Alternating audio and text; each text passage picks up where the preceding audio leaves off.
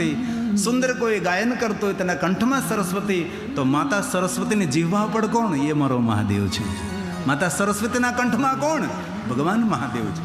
માતા સરસ્વતી મહાદેવના પરમ ભક્ત છે. વિદ્યાર્થી લભતે વિદ્યા, ધનાર્થી લભતે ધનમ, પુત્રાંથી લભતે પુત્રાન, મોક્ષાંથી લભતે ગતિમ. ભગવાન મહાદેવ બધું જ આપે છે. અને બીજી એક હૃદયની પ્રાર્થના, કોઈ પણ દંપતીને સંતાન ન હોય, અમારા જેવા માણસો પાસે ભટકવાની જરૂર નથી, કોઈની પાસે જવાની જરૂર નથી. પુત્ર હિનકર ઈચ્છા કોઈ નિશ્ચય શિવ પ્રસાદ તે હોય. તમારા ગામમાં બેઠેલો તમારો મહાદેવ, તેની પાસે જઈને ભગવાનને અરજ કરો. ભગવાન દ્વારકાધીશને પુત્ર જોતા હતા. રૂકમણીએ કહ્યું કે દ્વારકાધીશ પુત્ર પ્રાપ્તિ માટે આપ કંઈ કરો.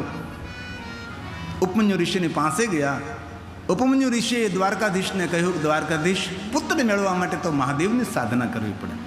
અને મહાદેવ જે પુત્ર આપે છે, ગુણવાન પુત્ર આપે છે. તેથી દ્વારકાધીશે પુત્ર પ્રાપ્તિ માટે મહાદેવનું આરાધન કર્યું હતું. જીવનની જે કાંઈ કામના હોય, ધન નિર્ધન કો દેત સદાહી, જો કોઈ જાસે હો ફલ પાય, બધી જ કામનાઓની પૂર્તિ કરનારા મહાદેવ છે. તેથી કોઈની પાસે માગવાની જરૂર નથી. માગો તો મહાદેવની પાસે માગો. ઝોલી ભરનારો મહાદેવ છે. ઝોલી ભરનારો શંકર ભગવાન છે. વિષ્ણુ ભગવાને સુદર્શન ચક્ર આપ્યું છે. કઠિન ભક્તિ દેખી પ્રભુ શંકર, ભયે પ્રસન્ન દે ઈચ્છિત વર. મનમાં જે કાંઈ વરદાન જોતા હોય એ બધા જ વરદાનો ભગવાન આપે છે. તેથી બૃહસ્પતિ દેવે કહ્યું, ભગવાન વિષ્ણુ પણ આપના ચરણની સેવા કરે છે. તપોમયા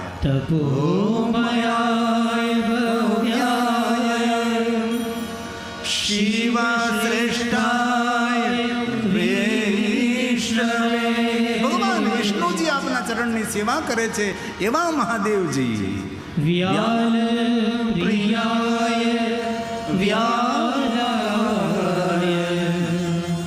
વ્યાલાનામ પતયે.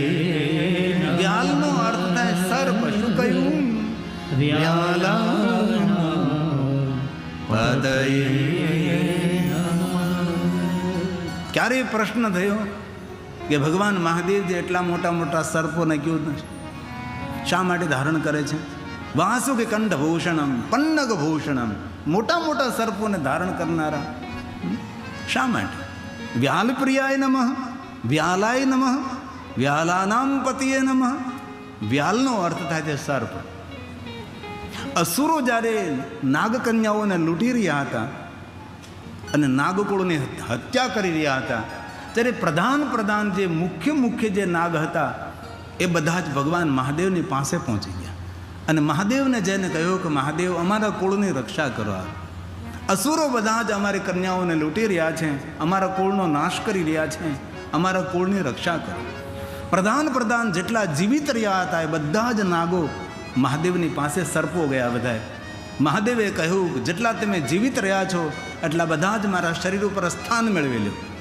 જેટલા જીવિત રહ્યા હતા બધા જ નાગ ભગવાન મહાદેવના અંગ ઉપર વીંટળાવા લાગ્યા છે. કોઈ બાહુમાં, કોઈ કટિભાગમાં, કોઈ યજ્ઞોપવિતમાં, કોઈ કંઠમાં, કોઈ જટામાં. આટલા ભગવાન મહાદેવજીના ઉપર નાગ, પૂરું શરીર ભગવાન મહાદેવનું નાગોથી ઢંકાઈ ગયું છે.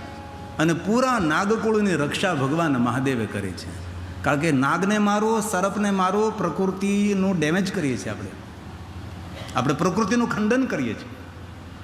હમણાં વિજ્ઞાને જાહેર કર્યું છે કે નાગને મારવું એ માનવ જાતિ માટે બહુ મોટું નુકસાન છે. માનવ જાતિને જીવિત રાખ્યું હોય તો નાગને જીવિત રાખવા પડે, સર્પોને જીવિત રાખવા પડે. ધરતી પર જો સર્પ નહીં રહે તો માનવ જાત પણ જીવિત નહીં રહે. ઘણી બધી દવાઓ એવી છે કે સર્પના ઝેરમાંથી બને, તેના વિષમાંથી બને છે, તેનું પ્રમાણ હોય, પ્રમાણ અનુસાર એ દવાઓ બનાવવામાં આવે છે. તેથી નાગને મારવા, સર્પને મારવા એ સરકારી ગુનો બને છે. તેથી સરકાર અને વિજ્ઞાન બંને નાગની હત્યા કરવાની ના પાડે છે. અને એ જ વાત આપણા ઋષિમુનિઓએ બહુ પહેલાં કહી હતી. આપણને આદેશ કર્યો હતો કે વર્ષમાં એકવાર નાગ દેવતાની પૂજા કરવી. નાગ પાંચમ આપણે ઉજવીએ છીએ. અને ક્યારેય મહાકાલેશ્વર મહાદેવ જાઓ તો નાગચંદ્રેશ્વર મહાદેવનું એક સુંદર શિવાલય છે અને વર્ષમાં એકવાર નાગ પાંચમને દિવસે જ ખુલે છે. તે દિવસે જ એની પૂજા થાય. આખું વર્ષ એ શિવાલય બંધ રહે છે. નાગચંદ્રેશ્વર મહાદેવ, મહાકાલેશ્વર મહાદેવ શિવાલયની ઉપર શિવાલય છે. નાગચંદ્રેશ્વર બિરાજે છે. તેથી ભૂલથી પણ કોઈ પણ જગ્યાએ નાગ નીકળે તો તેને મારવા નહીં. નાગને કોઈ ખુલ્લી જગ્યામાં, જંગલમાં, નદી કિનારે છોડી દેવાના, તેની હત્યા ન કરવી એ પાપ લાગે છે. ભગવાન મહાદેવજી નાગકુળની રક્ષા કરે છે. બધા જ નાગો ભગવાન મહાદેવના અંગ ઉપર લાગી ગયા છે. પૂરું શરીર વ્યાલાય, શિવાલય, દેવાલય, સચિવાલય, જીનાલય, એમ વ્યાલાય, બધા જ સર્પોનું નિવાસ સ્થાન એ ભગવાન મહાદેવનું શરીર છે. તેથી નાગકુળની રક્ષા મહાદેવજીએ કરી. અને પછી નાગકુળમાં એક નિર્ણય લેવાનો કે ભગવાન, અમારા કોઈ ઈષ્ટદેવ નથી, અમારા કોઈ ભગવાન નથી. પૂરા નાગકુળની મહાદેવજી તમે રક્ષા કરી છે, તે તમે સૌ નાગકુળમાં અમે નિર્ણય લઈએ છીએ, અમારા નાગકુળના ઈષ્ટદેવ મહાદેવ તમે રહેશો અને અમે તમને નાગેશ્વર મહાદેવ તરીકે પૂજા કરીશું. તેથી આપણું એક જ્યોતિર્લિંગ જેનું નામ છે નાગેશ્વર મહાદેવ.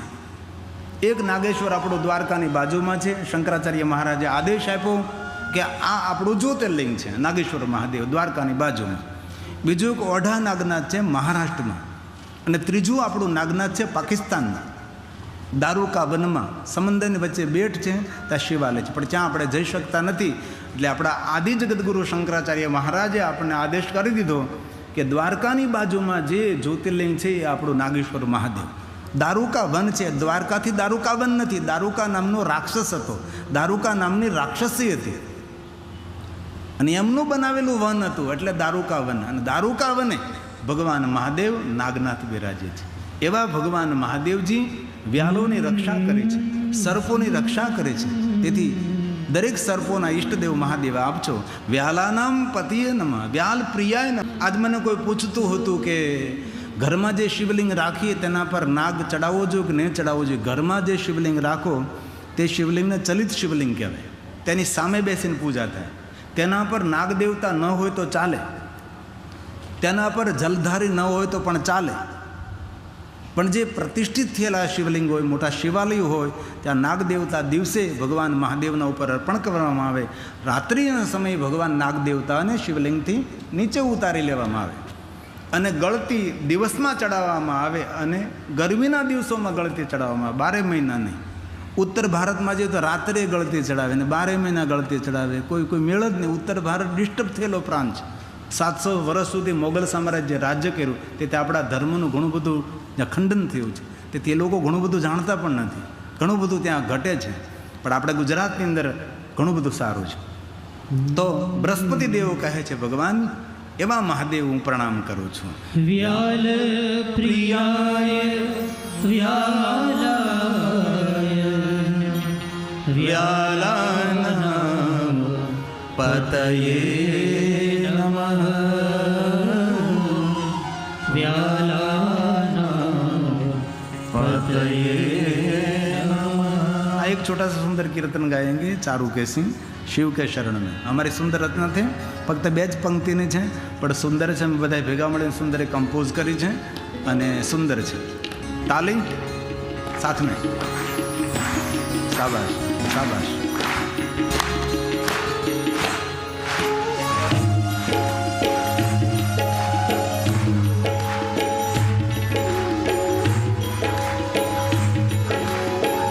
હે મહાદેવ, હે મહાદેવ, હે મહાદેવ.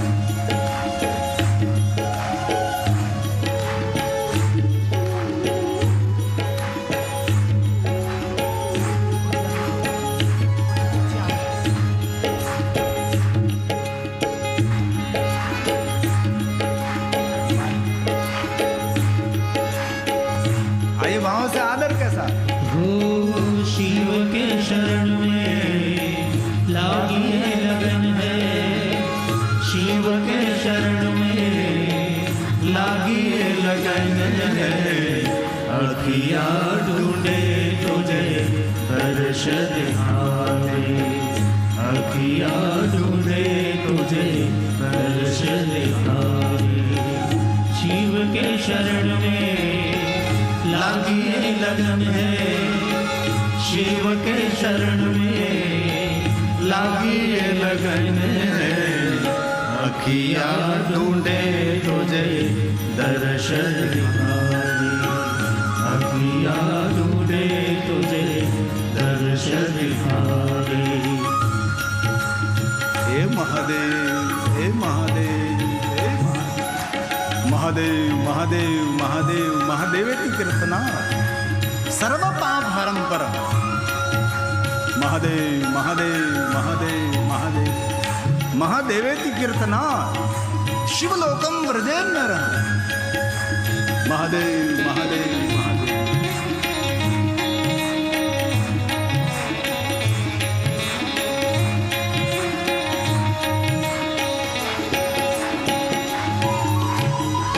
मन का मयूरा मगन हो गया है, दिन रात शिव तेरा रटन हो गया। महादेव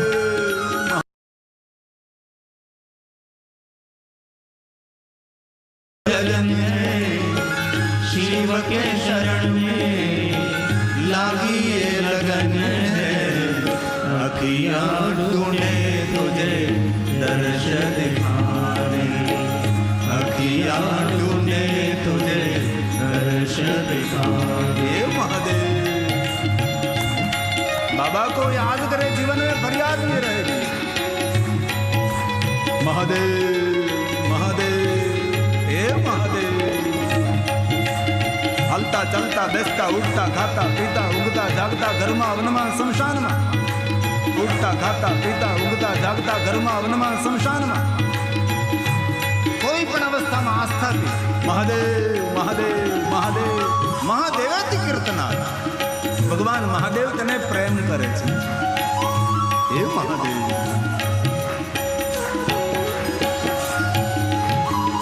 कितने जन्म से गिरी तुझे ही पुकारे, जब तक चले सांसें तेरा नाम गाने। महादेव महादेव महादेव महादेव कितने जन्म से गिरी तुझे ही पुकारे, जब तक चले सांसें तेरा नाम गावे, जब तक चले सांसें तेरा नाम गावे, चले सांसें ढूंढे तुझे।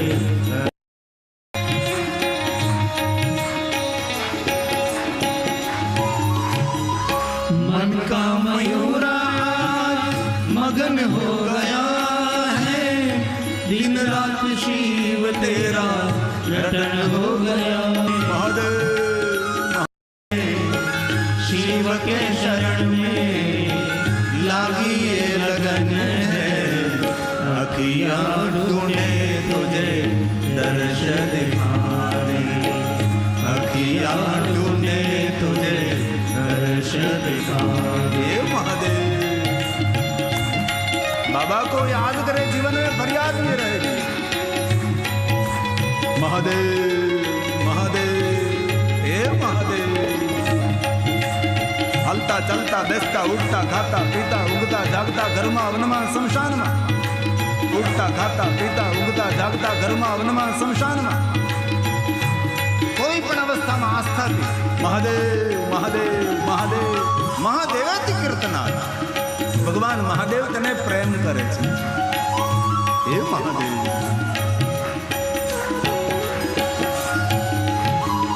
कितने जन्म से गिरी तुझे ही पुकारे, जब तक चले सांसें तेरा नाम गाने। महादेव महादेव महादेव महादेव कितने जन्म से गिरी तुझे ही पुकारे, जब तक चले सांसें तेरा नाम गावे, जब तक चले सांसें तेरा नाम गावे, चले सांसें ढूंढे तुझे।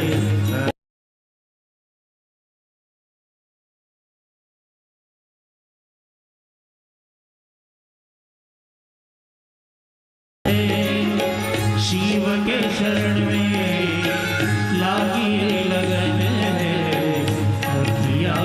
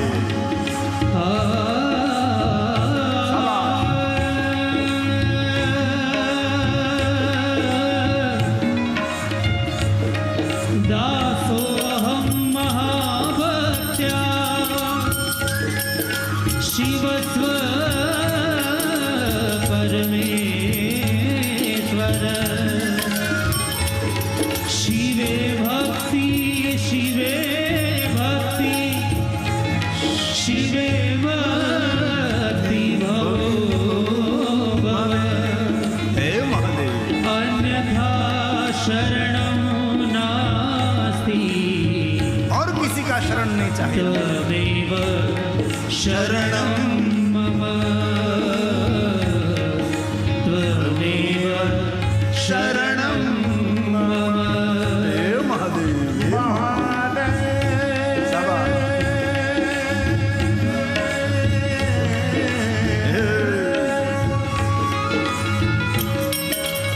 सत्य सनातन सुंदर शिव सबके स्वामी अविकारी अविनाशी अजह अंतर्यामी आदि अनंत अनामय हे महादेव हे महादेव सकल कला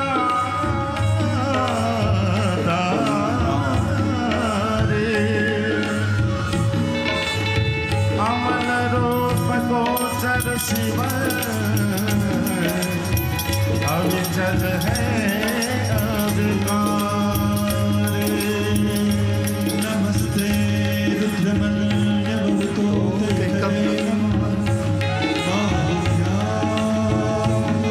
महादेव महादेव महादेव महादेव महादेव महादेव हे महादेव महादेव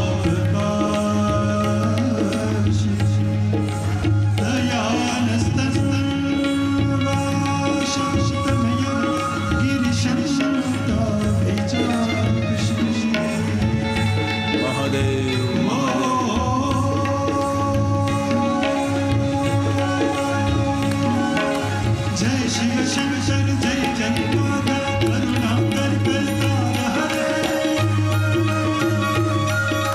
जय जय दास जय अविनाश सुख राशि संसार हरे जय शशि शेखर जय जगरूधर जय जय जय भावकार हरे पार्वती पति हर हर शंभो पाहि पाहि दातार हरे पाहि पाहि दातार हे महादेव कितने जन्म से गिरी तुझे पुकारे जब तक चले सांसें तेरा नाम गावे महादेव महादेव महादेव कितने जन्म से गिरी तुझे पुकारे जब तक चले सांसें तेरा नाम गावे जब तक चले सांसें तेरा नाम गावे जब तक चले सांसें तेरा बोलिए ओ शिव के शरण में लागी ये लगन है शिव के शरण में लागी ये लगन है अखियाँ ढूंढे तुझे दर्श दिखावे अखियाँ ढूंढे तुझे दर्श दिखावे अखियाँ ढूंढे तुझे दर्श दिखावे अखियाँ ढूंढे तुझे दर्श दिखावे। તો આપ સૌની ઉપસ્થિતિને ખૂબ હૃદયથી પ્રણામ. કથાની સુંદરતા જરૂર સ્ટેજ હોઈ શકે, સુંદર મંડપ હોઈ શકે છે, સુંદર સજાવટ હોઈ શકે છે, વક્તા પણ હોઈ શકે છે. ખરેખર કથાની સુંદરતા, કથાની શોભા આપ સૌની ઉપસ્થિતિ છે. તેથી આટલી મોટી સંખ્યામાં ઉપસ્થિત રહી કથાની સુંદરતામાં તમે સૌએ વૃદ્ધિ કરી છે. યુવા સંસ્કૃતિ ચેરિટેબલ ટ્રસ્ટના યુવાન મિત્રો દ્વારા સુંદર ભવ્યાતીત ભવ્ય દિવ્યાતીત દિવ્ય ભગવાન મહાદેવની કથાનું આયોજન થયું. સંસ્કૃતિ ધામ નિર્માણ માટે વડીલોનો આશરો, વડીલોનું સન્માન, સ્નેહ અને પ્રેમ આપવાનું એક જ સ્થાન જે સંસ્કૃતિ ધામ છે. તો એના લાભાર્થે આ સુંદર શિવ મહાપણ કથાનું આયોજન થયું. આવતીકાલે કથાનો 9મો દિવસ છે. કાલ પૂરતી વહેલા ઉઠી જજો. આમ તો રોજ ઉઠવું જોઈએ. મેં ઘણીવાર કથામાં કહ્યું જે વહેલો ઉઠી જાય અને સૂર્યનારાયણ ઉગે પહેલાં સ્નાન કરી પવિત્ર બની સૂર્યનારાયણ ભગવાનનું જે સ્વાગત કરવા માટે ઊભો રહે છે તેનું સ્વાગત આખી દુનિયા કરવા માટે તૈયાર થાય છે. સૂતેલા માણસનું ભાગ્ય પણ સૂતું રહે છે, તેથી વહેલા ઉઠવાના આદતી બનો. બ્રહ્મ મુહૂર્તમાં જાગો, બ્રહ્મ તેજની પ્રાપ્તિ થશે. થોડા વહેલા સૂઈ જાઓ, વહેલા ઉઠી જાઓ. બધાને સમય આપો, મોબાઈલને ઓછો સમય આપો. તમારા શરીરને સમય આપો. મોબાઈલ આપણા સમયનો ચોર છે. મોબાઈલ એ આપણા માટે બોમ્બ છે. સમય હવે જાજો નથી. માણસ મોબાઈલથી દૂર ભાગવા લાગશે. તેથી આપણા જીવનની ચોરી કરનારો મોબાઈલ છે. તેથી આપણા જીવનની અંદર ખૂબ સુંદર સતર્ક અને સાવધાન રહો. ખૂબ આદર કરું છું આપ સૌને. અને કાલે કથાનો સમય આપણો 9:30 થી 12:30 વાગ્યા સુધીનો છે.